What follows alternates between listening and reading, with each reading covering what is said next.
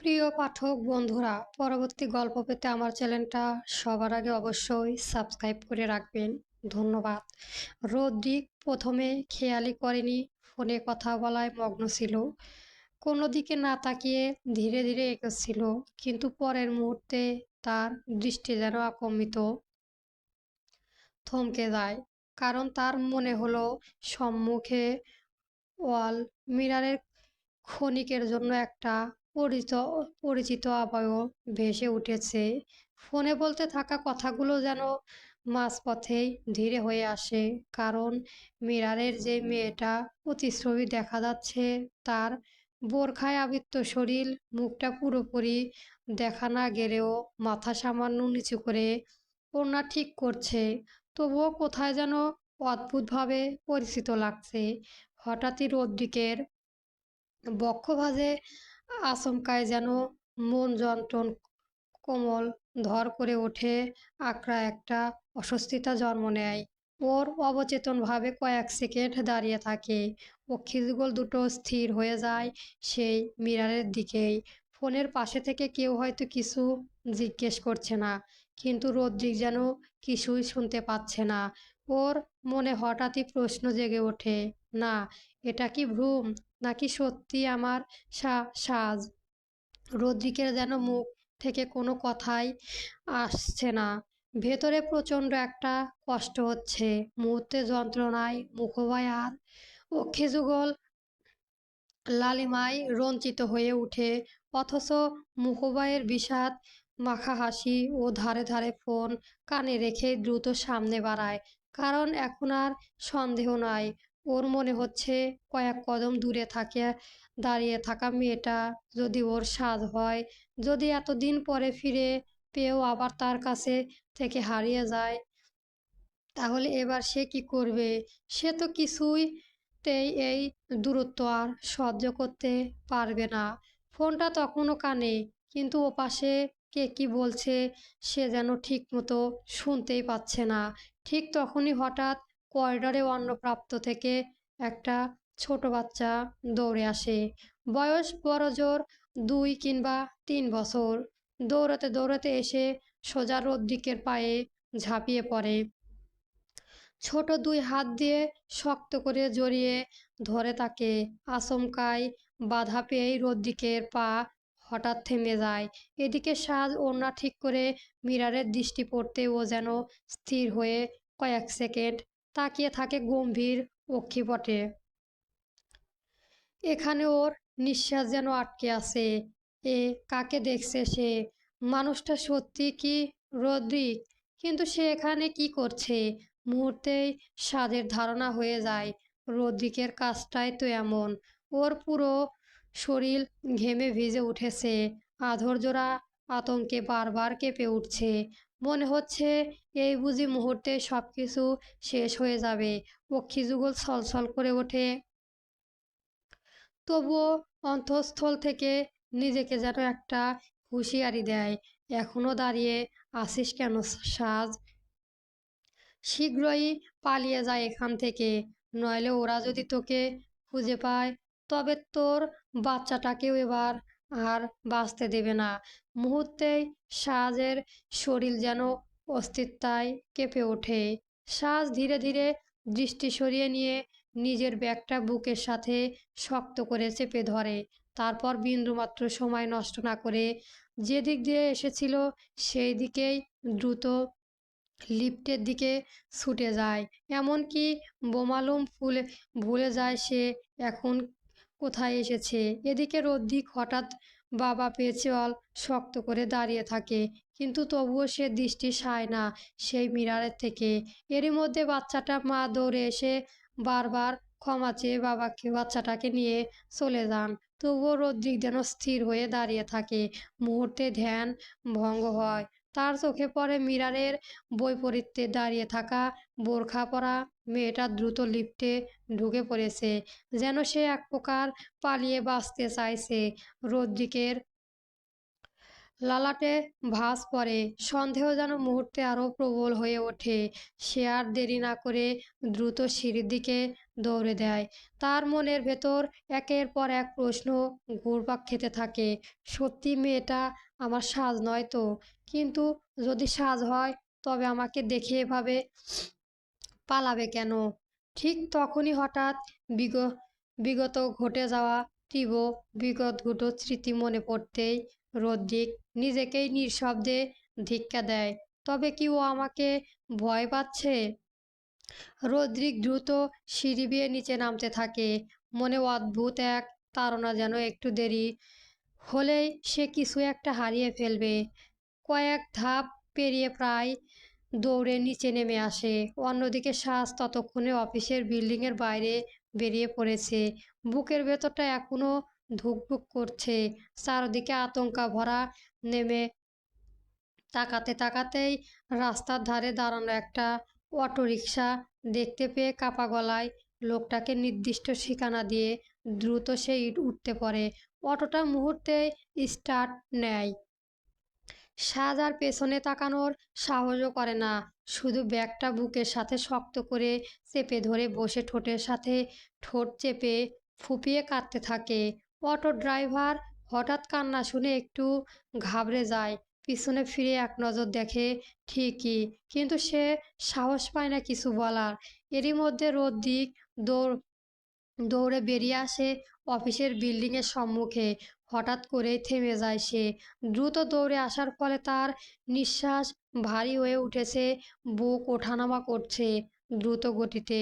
ঘরের ঘাড়ের শিরায় অস্বাভাবিক রকমের যন্ত্রণা হচ্ছে। সেখানে দুই আঙুলি দিয়ে চেপে ধরে কয়েক মুহূর্তে দাঁড়িয়ে থাকে সে। তারপর অস্বস্তি দৃষ্টিতে রাস্তায় দুদিকে তাকিয়ে ভিড়ের মধ্যে সে বোরখা পরা মেয়েটাকে খুঁজতে থাকে। কিন্তু কোথাও তেমন কেউ নেই। যেন মুহূর্তের মধ্যে মেয়েটা হাওয়ায় মিলিয়ে গেছে। চারপাশে সবকিছুই যেন হঠাৎ করে তার কাছে এলোমেলো লাগছে। রদ্রিক দাঁড়িয়ে থাকা রাস্তার মাঝখানে কপালে গভীর ভাঁজ ফেলে ফিসফিস করে বলে, সত্যি কি আমি ভুল দেখছি? নাকি সত্যি মেয়েটা আমার সাজ ছিল? সেই দিকে অতটা ধীরে ধীরে রাস্তার ভিড়ের মধ্যে মিশে যেতে থাকে। কিন্তু সাজ এখনো ব্যাগটার বুকের সাথে শক্ত করে চেপে ধরে বসে নীরবে কাঁদছে। ওর বুকের ভেতরটা যেন এখনো অসহায় যন্ত্রণার ধুকপুক করছে। কয়েক মুহূর্ত পরে নিজেকে একটু ধতস্থল করে সাহস নিয়ে ও ধীরে মাথা ঘুরিয়ে পিছনের দিকে তাকায়। আর ঠিক তখনই ওর দৃষ্টি গিয়ে থামে সেই অফিসের বিল্ডিংয়ের সামনে দাঁড়িয়ে থাকা রদ্রিকের মুখোবাইয়ের উপর। যে দাঁড়িয়ে আছে রাস্তার মাঝ বরাবর, অস্বস্তি দৃষ্টিতে রাস্তার দুদিকে তাকিয়ে আছে, কিছু খুঁজছে। সাজের বুকের ভেতরটা হঠাৎই মোচড় দিয়ে ওঠে। অক্ষি যুগল আবারও ছলছল করে ওঠে। ও দ্রুত মুখটা ঘুরিয়ে নেয়। ধীরে ধীরে উদরের উপর হাত রেখে নিজের ছোট অস্তিত্বের সঙ্গে ফিসফিস করে বলে, নিশ্চয় সে আমাদের দেখে ফেলেছে। আমায় ক্ষমা করো তুমি। আমি কিছুতেই তোমায় নিয়ে তার কাছে ফিরে যেতে পারবো না। কারণ তারা কেউ তোমার চায় না। কিন্তু তোমার মাম্মা বেঁচে থাকতে আমি তোমার এত তিল পরিমাণও কিচ্ছু হতে দেব না। আমারই একে অপরের সব কিছুই। রদ্রিকের পিছনে ফেলে অটোটা ততক্ষণে আরও দূরে দূরে চলে এসেছে। অন্যদিকে সায়রী, ঈশানা, হিমাদ্রি আর কিংসুক ওরা কনফারেন্স রুম থেকে বেরিয়ে এসে কোথাও সাজকে দেখতে না পায়। চারদিকে তাকিয়ে ওর কোনো খোঁজ না পেয়ে সবাই ভীষণ অবাক হয়ে যায়। এরপর রিসিপশনের মেয়েটা জানায়, সাজ কিছু বেরিয়ে গেছে। মেয়েটা গেল কোথায়? এখনো এখানেই তো ছিল। কিংসুক অস্বস্তি হয়ে বলে, ওরা তো একা যাওয়ার কথা না। জায়গাটা তো ওর কাছে একেবারে নতুন। সবাই যখন দুশ্চিন্তায় পড়েছে তখন হিমাদ্রি খুব ঠান্ডা গলায় বলে, এক কাজ কর, ওকে একটা কল করে দেখ। শায়রি দ্রুত সাজকে ফোন করে, কিন্তু ওপাশ থেকে কেউ কল ধরে না। ও আরো অস্বস্তি হয়ে বলে, বুঝলাম না, মেয়েটা না বলে হঠাৎই কোথায় গেল? ঠিক তখনই ওর ফোনে একটা মেসেজ ভয়েস আসে। মেয়েটা পরেই সে একটু বিরক্ত মুখে বলে, দেখো মেয়ের কাণ্ড, ওর নাকি খুব ঘুম পাচ্ছিল, তাই বাসায় চলে গেছে। আর আমরা এখানে বসে ওর জন্য টেনশন করছি। কথাটা শুনে সবাই যেন একটু হাঁপ ছেড়ে বাঁচে।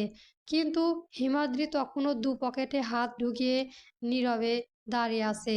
তার মুখে কোনো প্রতিক্রিয়া নেই, শুধু গভীর দৃষ্টিতে সে সামনের কোথাও তাকিয়ে আছে।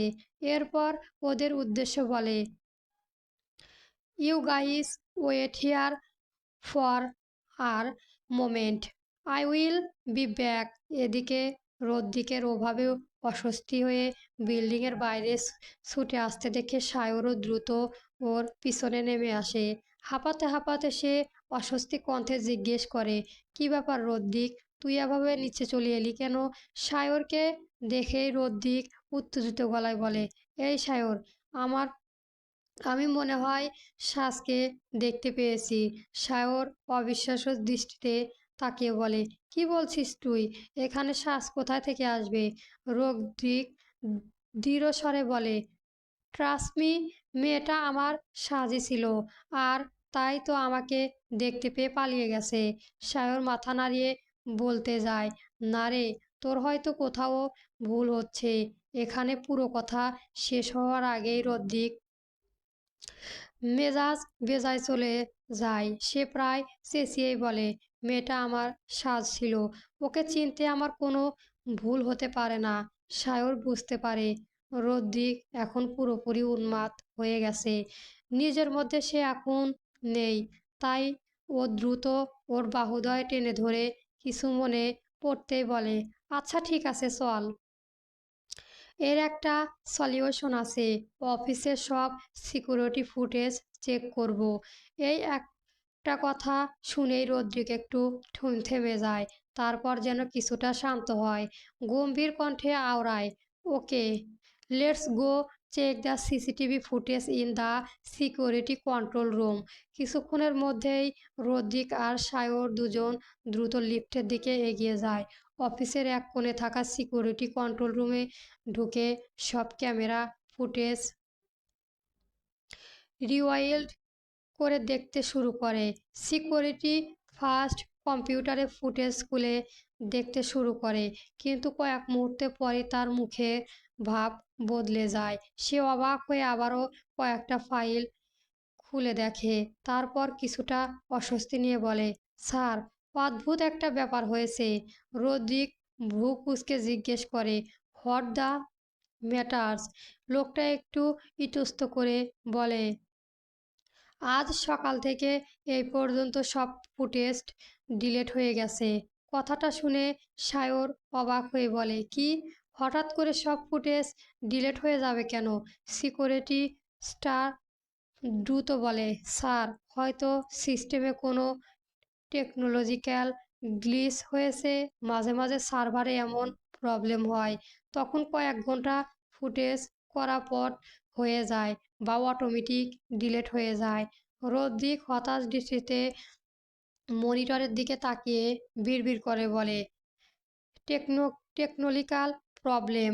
এদিকে সাজ দ্রুত বাসায় এসে নিজের বাকরুদ্ধ রুমে এসে ব্যাগটা বিছানায় ছুঁড়ে মেরে মেঝেতে ঝপ করে বসে পড়ে। দুই হাতে মুখোভয় চেপে ধরে হু হু করে কাঁদতে থাকে। বেশ কিছুক্ষণ পরে নিজেকে সামলিয়ে চিৎকার করে ক্রুদ্ধ কণ্ঠে বলে, কেন এই শহরে এসেছেন রদ্রিক? কেন? কেন? কি ভেবেছেন আপনি আমায় এবার খুঁজে পেলে আমাদের শেষ করে দেবেন, তাই তো? কেন? আমি কি ক্ষতি করেছি আপনার? আপনার জীবনে সব থেকে বড় কাঁটাটা যে নিজের থেকেই সরে গেছে। আপনার তো এখন খুশি হওয়ার কথা। নিজের পছন্দের মানুষ তো এতদিন নিশ্চয় বিয়ে করে ফেলেছেন। তাহলে আবার কি চাইছেন আপনি? আপনার আচরণে আমি আঘাত পেয়েছি, কিন্তু কোনো অভিযোগ তো করিনি। শুধু আপনার জীবন থেকে নীরবে বিদায় নিয়েছি। তাহলে কেন এলেন এই শহরে? এখন কি আপনার জন্য আমায় এই শহরটাও ছাড়তে হবে? সাজ অতিরিক্ত কান্নার ফলে আর কিছুই বলতে পারে না। নিঃশ্বাস নিতে কষ্ট হচ্ছে। নিজের উপর তাচ্ছিল্য হেসে বলে, লাইফে অন্তত একটু স্বার্থপর হলেও হয়তো আমার অবস্থা আজ এমন হতো না। আপনারা দায়িত্ব নামে আমাদের মা-মেয়ের সাথে মি মিথ্যে ভালোবাসার অভিনয় করে নিজের বাড়ি কাজের লোক করে রেখেছিলেন। অথচ আমাদের ওপর আমরা ঠিক কতটা অন্ধবিশ্বাসী না করতাম।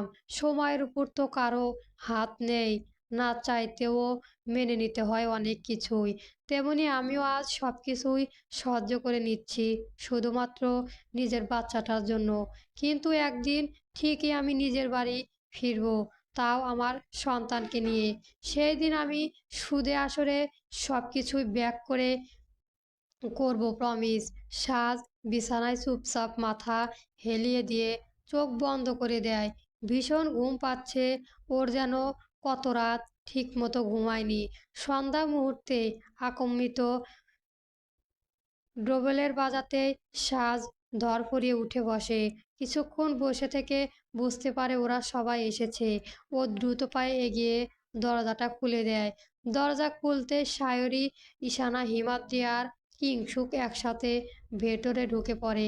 কিন্তু ভেতরে প্রবেশ করেই ওদের সবার চোখ যেন এক জায়গাতেই থেমে যায় সাজের মুখোবাইয়ের। মেয়েটা কেমন যেন অস্বাভাবিক শান্ত হয়ে আছে। চোখজোড়া লালচে হয়ে মুখটাও ফ্যাকাশে লাগছে। সায়রী প্রথমেই স্নিগ্ধ চোখে তাকিয়ে জিজ্ঞেস করে, কি হয়েছে তোমার সাজ? তোমাকে এত অসুস্থ দেখাচ্ছে কেন? সাজ দ্রুত দৃষ্টি সরিয়ে নেয়। ঠোঁটের কোণে জোর করে হাসি রেখে বলে, কিছু হয়নি তো আপু, আমি ঠিক আছি। কিংসুক কিন্তু কিংসুক তখনই বলে ওঠে, সত্যি করে বলো তো সাজ, তুমি কি কেঁদেছিলে? প্রশ্ন শুনে সাজের বুকের ভেতরটা যেন ধপ করে ওঠে। কিন্তু সে কিছুতেই এদের কাছে রদ্রিকের কথা বলতে চায় না।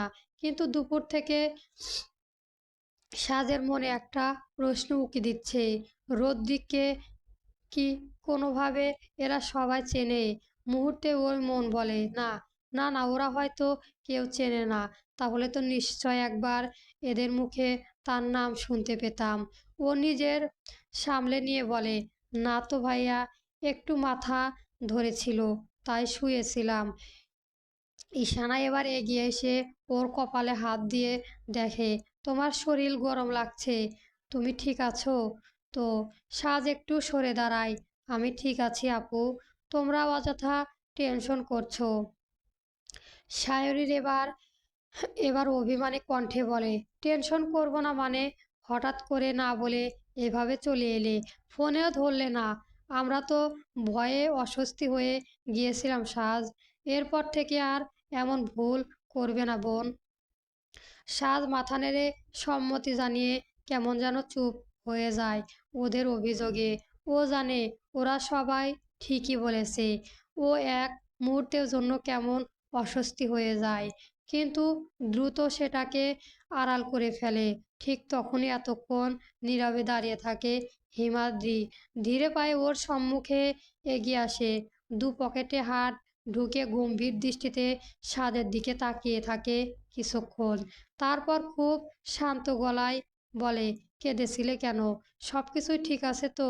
সাজ মুহূর্তের জন্য থমকে যায়। সে গভীর দৃষ্টিতে, কারণ হিমাদ্রি সে দৃষ্টি যেন সরাসরি তার ভেতরটা ভেদ করে ওকে পড়তে চাইছে। 1 সেকেন্ড, 2 সেকেন্ড, এরপর সাজ দ্রুত দৃষ্টি সরিয়ে নিয়ে মৃদু স্বরে বলে, ভাইয়া, আমার কিছুই হয়নি। কিন্তু অদ্ভুত ব্যাপার, হিমাদ্রির ঠোঁটের কোণে স্লিত হাসি লেগে থাকে, কারণ ও বেশ বুঝতে পারছে সাজ ঠিক নেই, একদমই ঠিক নেই। আর তার কারণ, সময় পেরিয়ে গিয়েছে প্রায় সপ্তাহখানেক। সেই দিনের পর থেকে সাজ যেন অনেকটাই চুপ হয়ে গিয়েছে। কারো সাথে প্রয়োজনে বাইরে তেমন কথা বলছে না। ওরাও বেশ কয়েকবার বলেছিল শরীর খারাপ লাগলে একবার ডক্টরের কাছে যেতে। হিমাদ্রি নিজে নিয়েই যেতে চেয়েছিল, কিন্তু সাজ নিজে থেকে ওদের আশ্বস্ত করেছে সে সম্পূর্ণ সুস্থ। খারাপ লাগলে নিশ্চয় ওদের বলবে। আর আজ সাজ ব্যস্ততার সাথে তৈরি হয়ে শপে এসেছে, কিন্তু সকাল থেকেই সত্যি আজ শরীরটা ভালো লাগছে না, কেমন যেন ক্লান্ত লাগছে। তবুও কাউকে কিছু বলেনি। শাওরি বলে, বেরিয়ে পড়েছিলাম হিমাদ্রি আর কিংশুক হঠাৎই আজ ভোরে ঢাকা গিয়েছে কিছু দরকারি কাজে। ফিরে আসতে 2-4 দিন লাগবে। সকাল থেকে একটানা কয়েকটা অর্ডারের কাজ শেষ করে এসেই মাত্রই একটু ফ্রি হয়েছে। কিন্তু ও বাইরে তাকিয়ে দেখে বিকেলের পর থেকে চতুর্দিকে কেমন পরিবেশ নিকষ কালো হয়ে আসছে। ওদের ভীষণ খারাপ হয়েছে, ভীষণ ঝড় হওয়ার আশঙ্কা রয়েছে। এদিকে প্রায় সন্ধ্যা হয়ে এসেছে, তার এখনই রওনা দিতে হবে, নইলে ঠিক সময়ে অটো পাবে না। আরও আগে যেতে পারলে ভালো হতো, কিন্তু কিছুই করার ছিল না। এরই মধ্যে ডোরা আন্টি এসেই নিজেই বলেছে, সাজ আজকে সিগন্যাল দিয়েছে, তুমি এই অবস্থায় আর লেট করো না, তুমি এখনই রওনা দাও। আমিও সব কিছু বন্ধ করে বের হচ্ছি। সাজ নীরবে সম্মতি জানিয়ে দ্রুত নিজের ব্যাগটা গুছিয়ে নেয়। তারপর আন্টির কাছ থেকে বিদায় নিয়ে বেরিয়ে পড়ে। অন্যদিকে গত 7 দিন ধরে রদ্রিক যেন পাগলের মতো চট্টগ্রাম শহরে অলিগলি ঘুরে বেড়াচ্ছে। নিজের গাড়ি নিয়ে কখনো এই জায়গায় তো কখনো অন্য জায়গায়, যেদিকে মন চায় সেদিকেই চলে যাচ্ছে। কিন্তু এত খোঁজার পরও সাজের কোনো খোঁজ পায়নি। আজ আকাশের অবস্থাও ভীষণ খারাপ। বিকেল থেকেই আবহাওয়া ধীরে ধীরে অশান্ত হয়ে উঠেছে। আকাশে ঘন কালো মেঘ জমে আছে। সংবাদ মাধ্যমগুলোতে বারবার সিগন্যাল দেওয়া হচ্ছে, ঝড় আসতে পারবে, সবাই যেন দ্রুত নিরাপদ আশ্রয়ে চলে যায়।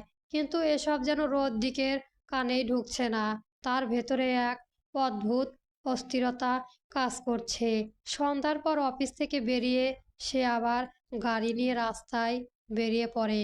উদ্দেশ্যহীনভাবে শহরের একের পর এক রাস্তার ধারে ড্রাইভ করতে থাকে। তার মাথার ভেতর শুধু একটাই কথা ঘুরপাক খাচ্ছে, সাজ এই শহরেই আছে। আমার মন বলছে আমি সেই দিন ভুল দেখিনি, কিন্তু ও কোথায় আছে, কেমন আছে?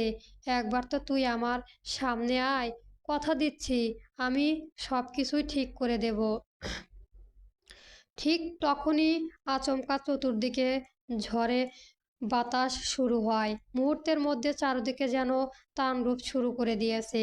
গাছের ডালপালা দুলে উঠছে, রাস্তা ধুলো উড়ে যাচ্ছে চারদিকে। তার সঙ্গে শুরু হয় গুড়ি গুড়ি বৃষ্টি। ঝড়ের তীব্রতা যেন গাড়ি চালানো আরও কঠিন হয়ে উঠেছে। তবুও রদ্রিক থামে না। স্টিয়ারিং শক্ত করে ধরে সে এগিয়ে চলে যায়। ঠিক সেই সময় বারবার তার ফোন বেজে উঠছে। স্ক্রিনে ভেসে উঠছে সায়র কলিং। কিন্তু রদ্রিক ইচ্ছে করেই ফোনটা ধরছে না। এই মুহূর্তে সে কারো সাথে কথা বলতে চায় না। তার মনের ভেতর শুধু একটাই নাম, সাজ ওকে যেভাবেই হোক আমায় পেতেই হবে। হঠাৎই ঝড়ের তীব্রতার মধ্যেই গাড়িটা কেঁপে ওঠে, ধীরে ধীরে থেমে যায়। রদ্রিক ভ্রু কুঁচকে ভাঁজ পড়ে। সে বিরক্তকর দৃষ্টিতে চারদিকে তাকায়, পুনরায় স্টার্ট দেওয়ার চেষ্টা করে, কিন্তু গাড়ি আর স্টার্ট হয় না। সে বিরক্ত হয়ে স্টিয়ারিংয়ে মুষ্টি দিয়ে আঘাত করে, ক্ষিপ্ত কণ্ঠে বলে, ড্যাম ইট, এখনই বন্ধ হতে হলো। এদিকে শপ থেকে বের হওয়ার পর ঠিক তখনই হঠাৎ ঈশানার ফোন আসে। ফোনটা কানে দিতেই ওপাশ থেকে তাড়াহুড়া কণ্ঠে ভেসে আসে, সাজ, আমরা একটু লেট করব, অফিসে হঠাৎ কাজ আটকে গেছে, ঝড়ের জন্য বের হতেও দেরি হবে, তুমি তাড়াতাড়ি বাসায় গিয়ে দরজা জানালা সব বন্ধ করে সাবধানে থাকবে, তুমি এখনই বাড়ি চলে যাও। সাজ নিজের পরিস্থিতি লুকিয়ে শান্ত গলায় বলে, আচ্ছা ঠিক আছে আপু, চিন্তা করো না, আমি সাবধানে থাকবো। এরপর ফোনটা কেটে দেয়। ফোন রেখে শেষ রাস্তার ধারে দাঁড়িয়ে অটো খুঁজতে থাকে, কিন্তু দুর্ভাগ্য, একটাও অটো চোখে পড়ছে না। এরই মধ্যে বাতাসের বেগ আরও বেড়ে গেছে। চারদিকে গাছপালা, ডালপালাও দুলছে, ধুলোয় উঠছে বাতাস। রাস্তার লাইটগুলো কাঁপতে কাঁপতে জ্বলছে, আর মনে হচ্ছে যে কোনো মুহূর্তেই নিভে যাবে। সাদ চতুর্দিকে তাকিয়ে একটু অস্বস্তি হয়ে ওঠে। সেও দ্রুত হাঁটা শুরু করে, ভাবছে হয়তো সামনে গিয়ে কোনো গাড়ি পাওয়া যাবে। কিন্তু কয়েক মিনিট হাঁটার পরও কিছুই পেল না। ঠিক তখনই হঠাৎ ওর মনে হলো কেউ যেন ওর পেছনে পেছনে হাঁটছে। সাজ থমকে যায়, একবার পিছনে তাকিয়ে দেখে কেউ নেই। তখন ও ভাবে, এটা কি শুধুই তার সন্দেহ, নাকি সত্যি কেউ তাকে অনুসরণ করছে? ওর বুকের ভেতরটা কেমন কেঁপে ওঠে। মুহূর্তে তার মনে পড়ে যায় স্টেশনের রাতে সেই ভয়ঙ্কর ঘটনা। কিন্তু সেই দিন তো ভাগ্য জোরে বেঁচে গিয়েছিল, কিন্তু আজ কে বাঁচাবে তাকে? এক অজানা শীতল স্রোত যেন তার শরীর বয়ে নেমে যায়। ভয় পেয়ে সে এবার আরো দ্রুত হাঁটা শুরু করে। ঠিক তখনই ঝড়টা হঠাৎ করে আরো ভয়ঙ্কর রূপ নেয়। প্রচণ্ড বাতাসের সাথে বৃষ্টিও শুরু হয়ে যায়। চারদিকে প্রায় ফাঁকা। রাস্তার একেবারে নির্জন। পরিস্থিতিটাও যেন মুহূর্তেই ভয়ঙ্কর হয়ে ওঠে ওর কাছে। সাজের বুকে ধর ধফরানি বেয়ে যায় মুহূর্তেই। হঠাৎ সে সাহস করে আরেকবার পিছনে তাকায়, আর সেই মুহূর্তে দেখে সত্যি কয়েকটা স্পষ্ট ছায়ামূর্তি তার দিকেই এগিয়ে আসছে। ঝড়ের অন্ধকারে ঠিক বোঝা যাচ্ছে না কারা, কিন্তু তারা যে তার দিকেই আসছে এটা স্পষ্ট। এবার সত্যি ভয় পেয়ে যায় সাজ। মুহূর্তে তার সমস্ত হিতাহিত জ্ঞান যেন হারিয়ে যায়। সে নিজের শরীরের কথা ভেবে দৌড়াতে শুরু করে। ঝড় বৃষ্টি কিছুই তখন তার কানে পৌঁছচ্ছে না। শুধু একটা কথাই মাথায় ঘুরছে, বাঁচতে হবে, আমার বাচ্চাকে বাঁচাতে হবে। দৌড়াতে হঠাৎই সামনে থাকা কারো সাথে জোরে ধাক্কা খেয়েই নিজের সামলে নেয়। কিন্তু সে তখন এতটাই আতঙ্কিত যে সামনে কে দাঁড়িয়ে আছে তা দেখারও সময় পায় না। মুহূর্তে সে সময় মানুষটাও দেশ আঁকড়ে ধরে ফেলে, মুখ লুকিয়ে ফেলে তার পিঠে, আর ফুপিয়ে ফুপিয়ে কাঁদতে কাঁদতে কাপা কণ্ঠে বিড়বিড় করে বারে বারে বলতে থাকে, প্লিজ বাঁচান, আমার বাইরে তখনও ঝড় হাওয়ার জোরে বইছিল। বৃষ্টি ধীরে ধীরে বাড়ছে। কিছুক্ষণ বসে থাকার পর কিছু না ভেবে রদ্রিক ওই সময়ে ডোর খুলে গাড়ি থেকে নেমে পড়েছিল। ঝড় ঝড়ে বাতাসের সাথে সাথে তার চুল আর শার্ট যেন জড়িয়ে উড়িয়ে দিচ্ছে। এখনো সে গাড়ির সামনে এসে বোনেটের দিকে কিছুক্ষণ তাকিয়ে থাকে। কি হয়েছে তা বোঝানোর চেষ্টা করেছে এতক্ষণ, কিন্তু সেই মুহূর্তে আকম্বিতভাবে রদ্রিকের পৃষ্ঠদেহে যেন ঝড়ের বেগে এসে কেউ আছড়ে পড়ে। প্রথম ধাক্কায় সে খানিকটা টলতেও পরক্ষণে অনুভব করে তার শার্টের পৃষ্ঠদেশ এক কোমল নারীমূর্তি যেন আতঙ্কিত কাঁপনে দুটি নরম বাহুবন্ধ দিয়ে তাকে আঁকড়ে ধরেছে। অস্বস্তি কাঁপতে থাকা আঙুলগুলো শক্ত করে মুঠ বেঁধে খামচে ধরেছে তার শার্টের কাপড়। এত ঝড়ের শব্দের মাঝেও তার কর্ণকুহুরে ভেসে আসে খুব কাছে থেকে কারো আতঙ্কিত কণ্ঠ, বা বাঁচিয়ে নিন প্লিজ, ওরা ওরা পিছু নিয়েছে। কিন্তু হঠাৎই এই কণ্ঠ শুনতে রদ্রিকের মুহূর্তে চোখ বড় হয়ে যায়। ও মুহূর্তে মাথা তুলে কোন দিকে না তাকিয়ে পিছনে ফিরিয়ে দেখার চেষ্টা করার আগেই সে নারীর ঝড়ে বেগে এসে তার ঝাপটে জড়িয়ে ধরে। দুহাত এমনভাবে আঁকড়ে ধরে যেন আর কোনোভাবে তাকে ছেড়ে দিতে চায় না। কিন্তু রদ্রিক সময় ব্যয় না করেই ধীরে ধীরে পিছনে ফিরে তাকায়। আর ঠিক তখনই বিদ্যুতের ঝলকে এক মুহূর্তের জন্য আলোকিত হয়ে ওঠে চারপাশ। সেই আলোতেই সম্মুখে রমণীর মুখটা স্পষ্ট হয়ে ওঠে। ভেজা কেশরাশি এলোমেলো হয়ে গলা বেয়ে নেমে এসেছে। আতঙ্কে বন্ধ হয়ে থাকা অক্ষি যুগল, কাঁপতে থাকা আধল যুগল। দেখতেই রদ্রিক যেন পুরো পাথরের মতো স্থির হয়ে যায়। অবিশ্বাসক নজরে সে তাকিয়ে থাকে সম্মুখে দাঁড়িয়ে থাকা রমণীর দিকে, যার এখনো ভয়ের অক্ষিযুগল বন্ধ হয়ে আছে। সময় যেন থমকে যায়। ও কিছুই বলার ভাষা খুঁজে পায় না। পরের মুহূর্তে যেন নিজেকে আর সামলাতে পারে না সে। দ্রুত দুই হাত বাড়িয়ে মেয়েটাকে নিজের দিকে টেনে নেয়। শক্ত করে তাকে নিজের বক্ষদেশে বদ্ধ করে ফেলে।